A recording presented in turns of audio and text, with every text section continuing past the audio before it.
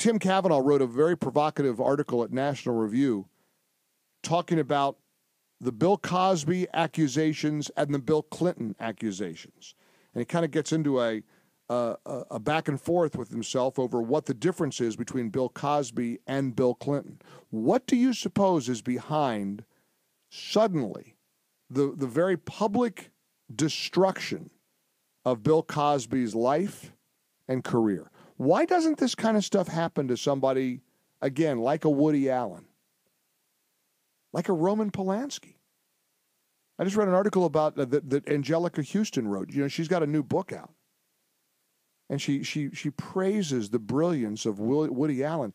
How do people say, well, somebody's a great filmmaker when they're a degenerate creep like Woody Allen is? And is that a stretch to call somebody a creep who has having sex in his wife's home with his stepdaughter? He's a twisted little vermin. Here is Brian. Brian, welcome to the Mike Gallagher Show. How are you, sir? I'm good. Thanks for taking my call. You bet. I just want to say real quick, my sister, unfortunately, was a victim of rape. And just for you and the last caller woman who said that idiotic thing about the statute of limitations and what's taken so long, the reason it takes so long for a lot of these things to come out is because the victims, they hide it for years and years. They actually think they're the ones that brought it on some sick way or things like that.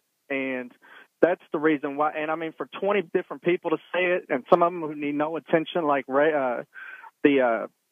the movie star Raven, who's now saying it, who's a multimillionaire. What would No. She denied it. She Raven Simone denied. That was a false thing that was posted online, and she immediately refuted that and said that did not come from her. But can I ask you a question? What if Michael Moore got convicted of raping 10 women, and then somebody came in and said something as idiotic as George Bush was behind it because Michael Moore creating all this chaos, and then what if y'all blamed it on George Bush? I mean, listen, blame it on Barack Obama. I'm not even sure I agree with the connection on the Bill Cosby, Bill Clinton thing. I kind of understand what Tim Kavanaugh is writing, and I also understand what you're saying about the difficulty for rape victims to come forward. I have to be very blunt here.